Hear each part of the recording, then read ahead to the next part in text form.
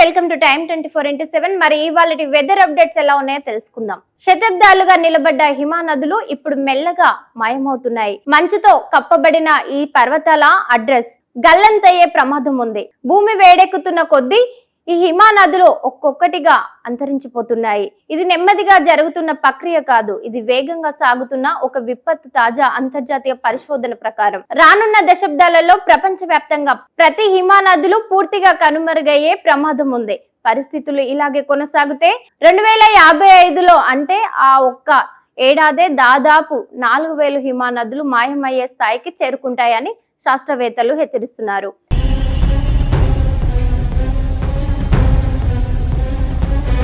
ఈ సంఖ్యలు కేవలం గణాంకాలే కదా అని లైట్ తీసుకోవద్దు. ప్రతి హిమానది ఒక ప్రాంతానికి నీరు, ఒక లోయకు జీవనం కూడా, ఒక తరం జ్ఞాపకాలు కూడా అందులోనే దాగి ఉంటాయి. అంతరించిపోతున్న దాన్ని శాస్త్రవేత్తలు ఇప్పుడు ఖచ్చితంగా లెక్కగట్టారు. ఈ పరిశోధనను స్విట్జర్లాండ్ లోని ETH జూరిచ్ నేతృత్వంలో ఒక అంతర్జాతీయ శాస్త్రవేత్తలు బృందం నిర్వహించింది. జర్నల్లో ప్రచురితమైన ఈ అధ్యాయం ప్రపంచవ్యాప్తంగా ఉన్న హిమానదులు భవిష్యత్తును సంఖ్యల రూపంలో చూపించింది. ఊహలు కాదు, అంచనాలు కాదు, 3 ఆధునిక గ్లేసియర్ మోడల్ వేరెవరు వాతావరణ పరిస్థితుల ఆధారంగా ఈ లెక్క రూపొందించారు. ఈ అధ్యయనం ఒక కొత్త విధానాన్ని పరిచయం చేస్తుంది. పిక్ గ్లేసియర్ ఎక్స్టెన్షన్ అంటే ఒక సంవత్సరంలో అత్యధిక సంఖ్యలో హిమానదులు పూర్తిగా అంతరించిపోయే క్షణం.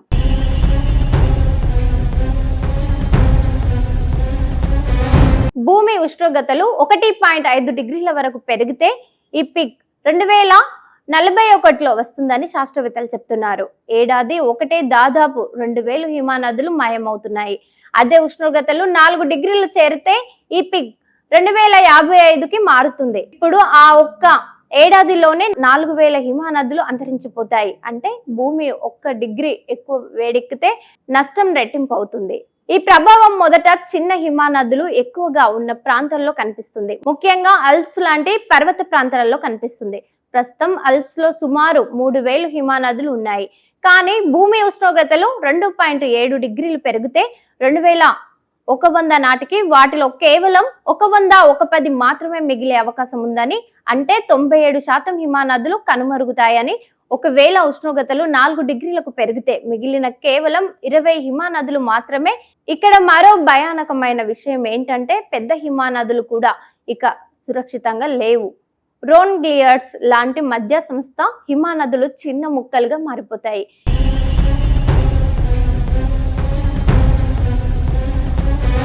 ఇప్పటికే స్విట్జర్లాండ్ లో 1973 నుంచి 2016 మధ్య కాలంలోనే 1000కి పైగా హిమానదులు పూర్తిగా అంతరించిపోయాయని పరిశోధకులు చెప్తున్నారు. ఈ సమస్య అల్ప్స్కే పరిమితం కాదు. కాకేసస్ పర్వతాలు, రాకీ మౌంటైన్స్, అండీస్, ఆఫ్రికాలోని కిలిమంజారో లాంటి పర్వత ప్రాంతాలు కూడా అదే దారిలో వెళ్తున్నాయి. ఈక్వేటర్ కు దగ్గరగా ఎక్కువ ఎత్తులో ఉన్న చిన్న హిమానదులు అత్యంత వేగంగా కరిగిపోతున్నాయి. ఈ ప్రాంతాలలో రానున్న 10 నుంచి 20 సంవత్సరాలలో నగరానికి పైగా హిమానదులు పూర్తిగా మాయమైపోతాయని శాస్త్రవేత్తలు హెచ్చరిస్తున్నారు. ఇక హిమానదులు కరిగిపోతే సముద్ర మట్టం పెరుగుతుందన్న మాట మనం చాలా సార్లు విన్నాం. కానీ ఈ అధ్యయనం మరో ముఖ్యమైన విషయాన్ని చెబుతుంది. ఒక చిన్న హిమానది కరిగితే సముద్ర మట్టం మీద పెద్దగా ప్రభావం ఉండకపోవచ్చు.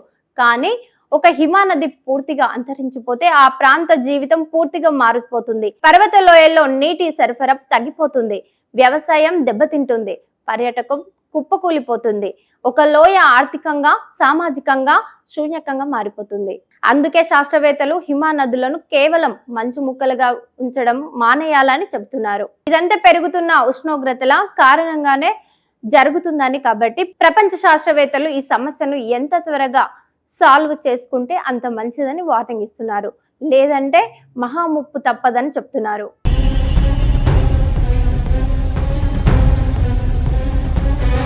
షేర్ చేయండి, లైక్ చేయండి, సబ్స్క్రైబ్ చేయండి. మరిన్ని వీడియోల కోసం బెల్ సింబల్ పై క్లిక్ చేయండి.